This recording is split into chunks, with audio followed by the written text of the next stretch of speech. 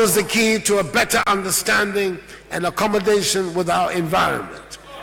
It equips us with the skills required to deal with the world. Education holds the key to the prosperous and happy Ghana we all want and deserve. Luckily, there's consensus amongst us on the need to provide quality education to all of Ghana's children. If I'm in a hurry to ensure that every child born in this country attends school from kindergarten to senior high school. In other words, that is the basic education that each child is required to receive. We intend to reform the basic school curricula with emphasis on literacy, numeracy, and creative skills. And just in case there's anyone left in this country who has not heard yet, free SHS starts with the 2017-2018 entrance into the public SHS.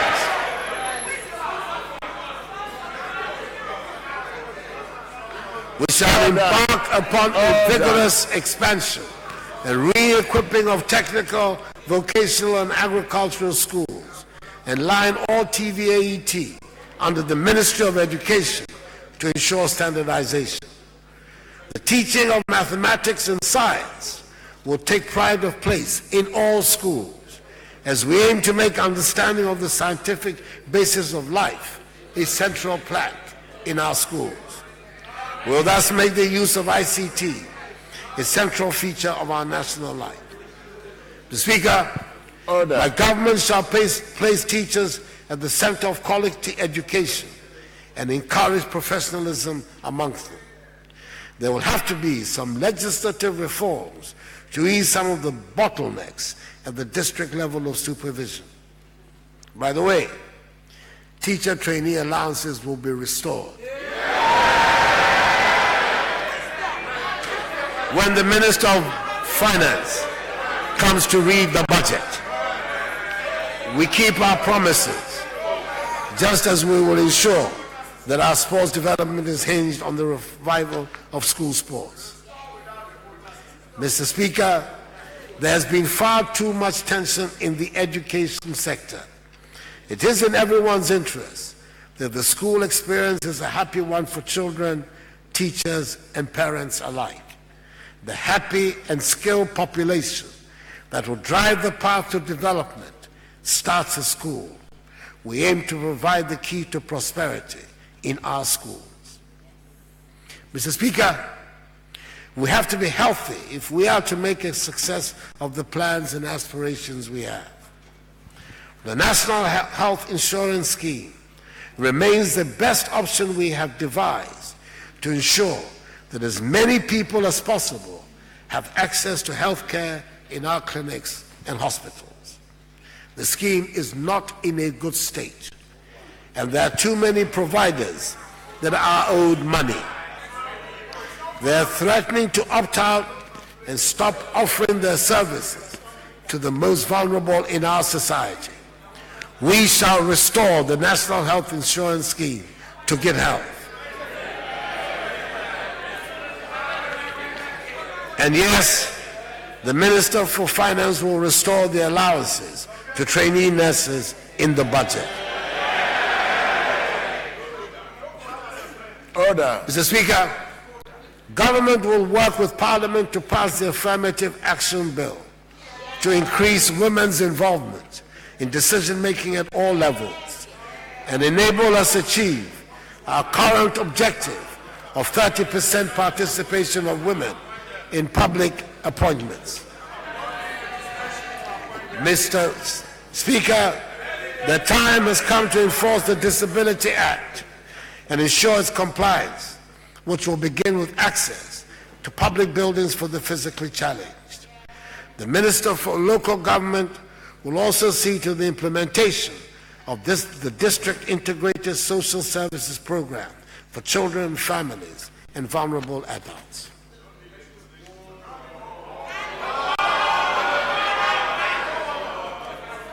Mr. Speaker, our people can only prosper and flourish in an atmosphere of peace and security. Safeguarding the sovereignty and territorial integrity of the nation is critical for our progress. We will improve the state of combat readiness of our armed forces by improving the logistical infrastructure and improve the welfare of servicemen and women and also of veterans. Our armed forces remain one of the best organized and most professional in Africa. Mr. Speaker, I bring you greetings from the Gambia, where I was a guest last weekend at the inauguration ceremony of President Adama Barrow.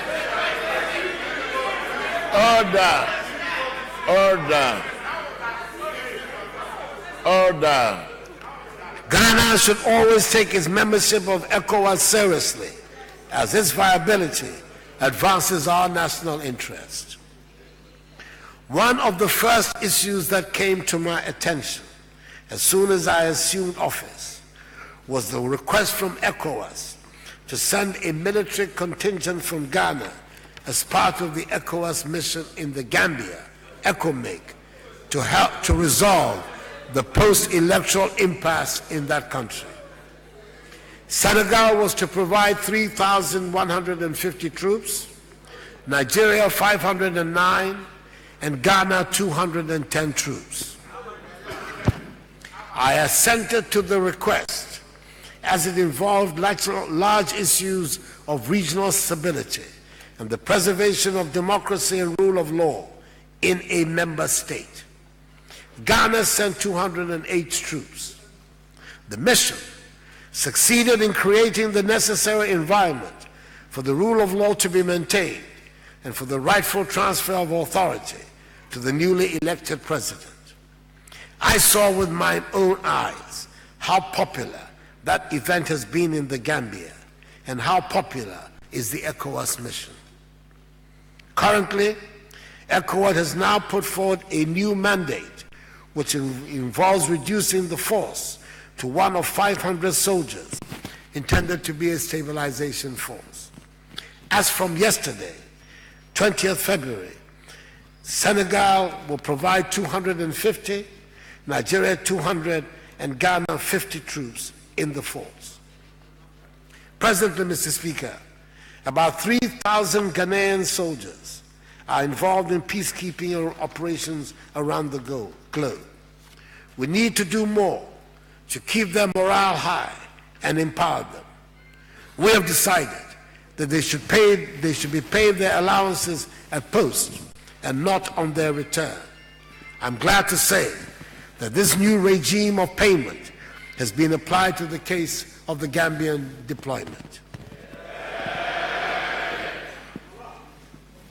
Mr. Speaker, it gives me great pleasure to be able to inform the House that the outstanding arrears of $13 million for all peacekeeping personnel have been cleared by my government. And the contingents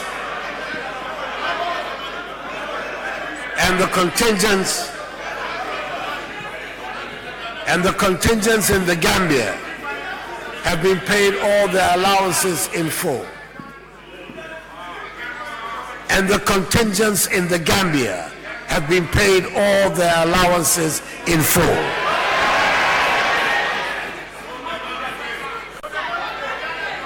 I have asked the Minister for Defense to come shortly before Parliament and make a statement on the Gambian deployment. There are serious difficulties facing our armed forces that are not unlike those facing other parts of our public sector. Overcrowded and inappropriate accommodation for personnel, inability to pay food and utility bills, and threats from providers to cut supplies. These are the everyday stories in all departments, and our armed forces face the same problems. It is a regrettable state of affairs that will not continue under my administration. Mr. Speaker, the police are the first line of security and protection for citizens. We must have an efficient police service that has the confidence and support of the people. I am determined to give whatever support is required from government to ensure that we have the service that the people of Ghana deserve. We must get a more professional police service where recruitment and training practices are of acceptable international standards. We shall continue recruitment into the police service with the aim of meeting the UN ratio of 1 police officer to 500 civilians and also ensuring gender equity. All of us, Mr. Speaker, are agreed on the Ghana we want, a prosperous, united, and peaceful country. Some countries have made progress in the economic field and achieved some of the results we desire. I have listened with incredulity as some amongst us have advocated the harsh methods that appear to have helped some countries achieve rapid progress. Some amongst us seem to be flirting with the concept of authoritarianism and romanticizing it as an acceptable price to pay to achieve rapid development. Mr. Speaker, I have an unshakable and undying belief in freedom and the democratic process and in their capacity to inspire rapid development. Development and freedom should remain our moral anchor. That is the Ghanaian way, and that is the Akufo-Addo way.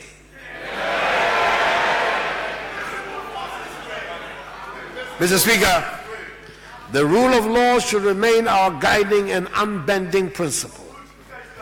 Those of us in public service should acknowledge that corruption is one of the biggest concerns to the people of Ghana. It is the one subject on which a surprising number of people are willing to tolerate a waiver of due process. This is because, unfortunately, public officials are in danger of losing the confidence of the people in the fight against corruption.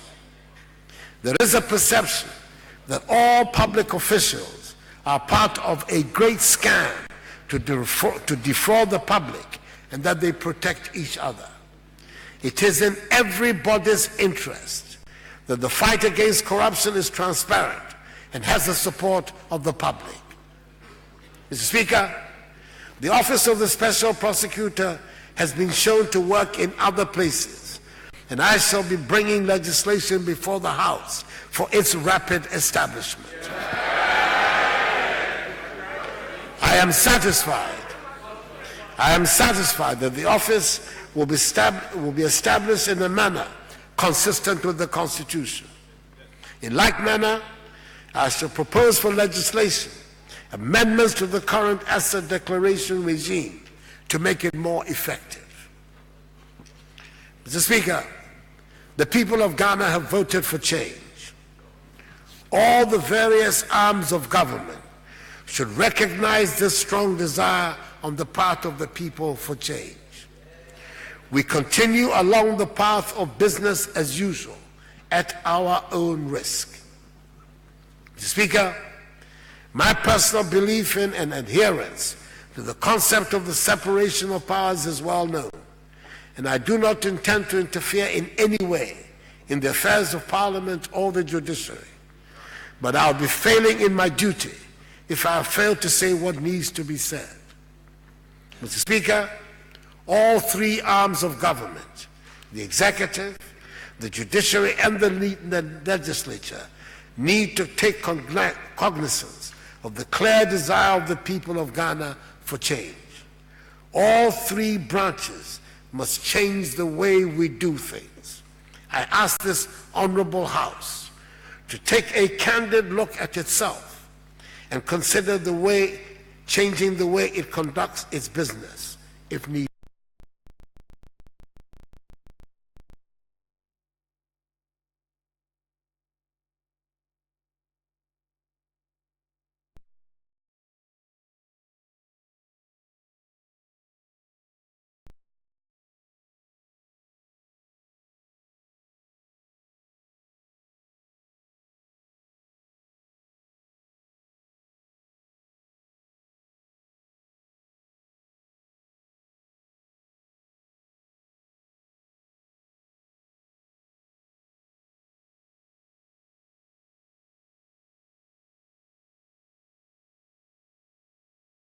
Let us all show that we acknowledge the change has indeed come by being punctual to functions, and I intend to set a personal example.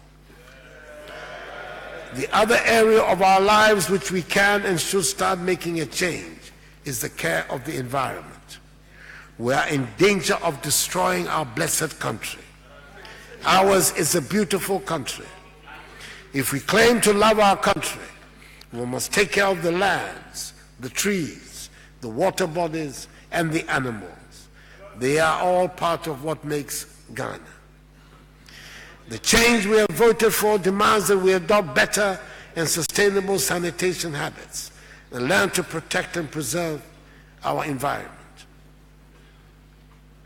Mr. Speaker, there's one subject on my mind that I wish to put before the House for consideration. I believe in this 60th year of our nation that the time is ripe for us to establish consensus on some national issues. It is important for us to have a conversation on how we name things that are of national importance to us all.